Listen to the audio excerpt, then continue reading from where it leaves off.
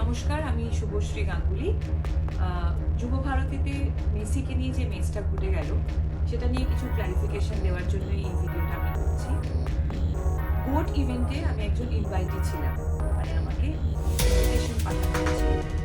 আমি হায়াতে গেছিলাম, আমার ফিটারনিটি থেকে আমি বন্ধুশিকা হয়েছিলাম। শুধুমাত্র আমার জন্য নয়, বড় বড় ইন্ডাস্ট্রিয়ালিস্টরা ছিলেন, জাজেস, অফিসার্স, জার্নালিস্ট, স্পন্সর্সদের তরফ থেকে অনেকে ছিলেন। সেখানে অ্যাক্টিভিটিটা এটাই ছিল, উনি আসবেন, আমাদের সবার সাথে মিট করবেন এবং ছবি তুলবেন। আমি 8:30 নাগাদ হায়াতে পৌঁছই, 10:15 নাগাদ ওনার সাথে আমার মিট হয়, আমি ছবি তুলি এবং যখন আমি বেরিয়ে আসছি তখন পিআর টিম থেকে আমাকে রিকোয়েস্ট করা হয়, ওদের পিআর টিম থেকে আমাকে রিকোয়েস্ট করা হয় যদি আমি যুব ভারতীতে যাই তাহলে ওনাদের জন্য খুব সুবিধে হয়, কারণ ওখানেও নানান রকম ব্যবস্থা ছিল মেসিকে ঘিরে, যেখানে আমি থাকলে ওনাদের সুবিধে হয়। আমি ছাড়া স্যারকে অনারেবল চিফ মিনিস্টার। হ্যাঁ, আরেকটা কথা বলে দিই, যদি প্রশ্নটা উঠছে যে আমাদের ইন্ডাস্ট্রি থেকে আমাকেই কেন ডাকা হয়েছে, এটার উত্তর ওদের পিআর টিম বেশি ভালো দিতে পারবে যে আমাকে কেন ইনভাইট করা হয়েছিল। আমি রাজি হওয়ার পর হায়াত থেকে বেরিয়ে যুব ভারতীতে যাই এবং আমাদের জন্য একটা নির্দিষ্ট টেন্ট করা হয়েছিল, সেখানে অনেকেই আমরা বসেছিলাম, ওনার জন্য অপেক্ষা করছিলাম, অনুষ্ঠান শুরু হওয়ার অপেক্ষা করছিলাম।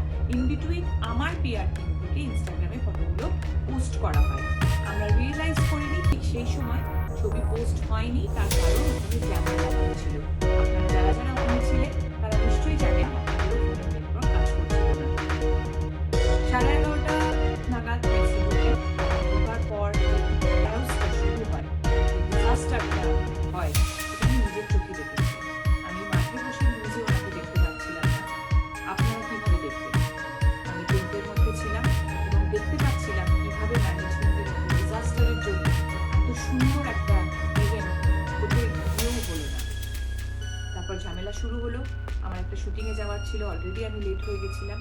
আমি ওখান থেকে বেরিয়ে আসি এবং বেরোনোর সময় যেহেতু আমার শুটিংয়ে দেরি হয়ে যায় তাই আমার ওখানে কমিউনিকেশন করার প্রয়োজন ছিল। আমি ওখানে কিছুটা সময় ফোনে ব্যস্ত ছিলাম। তারপরে এই যে এত সুন্দর একটা ইভেন্ট হলো না, একটা অদ্ভুত জিনিসে পরিণত হলো, সেটাকে অনেকের সাথে ডিসকাস করছিলাম। তাই আমি ইনস্টাগ্রাম খুলে দেখতে পারিনি যে আমার ছবিটা তখন পোস্ট হয়নি। আমি বানতলায় পৌঁছই, আমার শুটিংয়ে দেরি হওয়ার কারণে আমি ইমিডিয়েটলি মেকআপ ভ্যানে চলে যাই মেকআপ করতে। মেকআপ করার পর আমি শর্ট দিতে চলে যাই। অনেকক্ষণ পর আমি রিয়েলাইজ করি যে ঘটনাটা আমি দেখে এসেছি সেটা একটা বড় আকার নিয়ে নিয়েছে এবং কোনো না কোনোভাবে আমি সেটাতে রিলেট হয়ে গেছি। যখন আমি ইনস্টাগ্রাম খুলি তখন আমি রিয়েলাইজ করি যে আমার ছবিটা জাস্ট কিছুক্ষণ আগে শেয়ার হয়েছে, পোস্ট হয়েছে টেকনিক্যাল গ্লিচের জন্য এবং এটা প্রচুর জায়গায় অলরেডি শেয়ার হয়ে গেছে।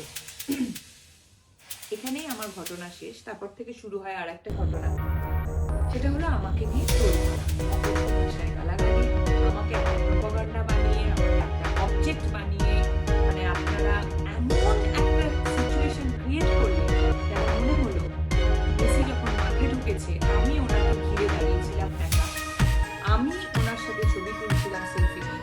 বলতে পারবেন কি আপনাদের ভিউ, আপনাদের ভিশন কোনোভাবে আমি ব্লক করেছি? আমি কি মাঠে কোথাও ছিলাম? আমার কি দোষ যে আমাকে ইনভাইট করেছিল, আমি হায়াতে গিয়ে ওনার সাথে ছবি তুলেছি, সেটা দোষ? হ্যাঁ, আমি এটা মানছি যে টেকনিক্যাল গ্লিচের জন্য আমার ছবিটা রং টাইমে পোস্ট হয়ে গেছে এবং আমি ছবিটি ডিলিট করিনি, এটা আমার দোষ হতে পারে। কিন্তু আমাকে নিয়ে যেভাবে নোংরামি আপনারা করছেন, আপনাদের সাথে আমি সমব্যথী। আপনাদের এত কষ্টের রোজগার, আপনাদের স্বপ্নের মানুষকে আপনারা দেখতেই পেলেন না। যে ম্যাসাকারটা ওখানে হলো, সেম অন্যায়টা তো আপনারা সবাই আমার সাথে করছেন। আপনারা কি একবারও ভেবে দেখেছেন যে আপনাদের, আবার বলছি, যে মাঠে কোথাও কি আমি ছিলাম? ভেবে দেখুন, আমি একজন নারী, একজন মহিলা, বাংলা ফিল্ম ইন্ডাস্ট্রিতে কাজ করি বলে আমাকে কি অ্যাটাক করছেন? বলিউডেও তো করিনা কাপুর গেছিল, হায়দ্রাবাদ থেকেও একজন হিরোইনকে ইনভাইট করা হয়েছিল। শাহরুখ খান কি আসেনি ছবি তুলতে? আমার কিসের দোষ? একটা পলিটিক্যাল অ্যাঙ্গেল দিয়ে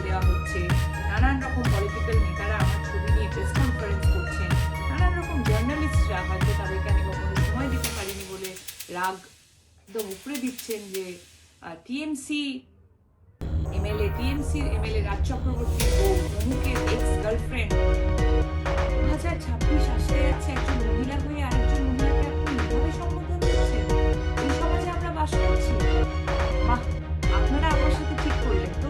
দেখুন, আমার সাথে ট্রোল হচ্ছিল, আমাকে গালাগালি করছিলেন, যা কিছু করছিলেন, সত্যি বলছি, মন থেকে বলছি, আমি কিচ্ছু মনে করিনি।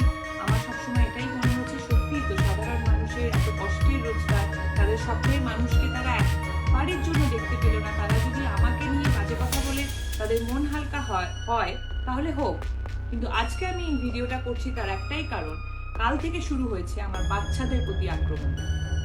দুটো ছোট ছোট বাচ্চা, তাকে বলা হচ্ছে, আমার কাছে মেল আছে এবং নানান রকম প্রমাণ আছে, যেখানে বলা হচ্ছে ওই দুটো বাচ্চাকে মেরে ফেলা হবে। আমি একজন মা হিসেবে তো সেটা মেনে নেব না, কোনোভাবেই মেনে নেব না। আমি তো একজন পলিটিশিয়ান নই, আমি একজন অ্যাক্ট্রেস। আমার ভুলটা কোথায়? আবার বলছি, আমি কি মাঠে কোথাও ছিলাম? আপনাদের ভিশন আমি ব্লক করেছি? আমার বাচ্চাদের ওপর কেন আসছে? আপনারাও কিন্তু ইকুয়ালি অন্যায়টা করে ফেলেছেন। এটাই বলবো, এই ভিডিওটার পরেও নিশ্চয়ই আপনারা অনেকে অনেক কিছুই বলবেন, বলুন, অসুবিধে নেই, কিন্তু নিজেদের মানবিকতাটা হারিয়ে ফেলবেন না। দুটো বাচ্চা কোনোভাবেই কিন্তু যুক্ত ছিল না, সেই দুটো বাচ্চাকে প্লিজ ডাকবেন। সবাই খুব ভালো থাকবেন।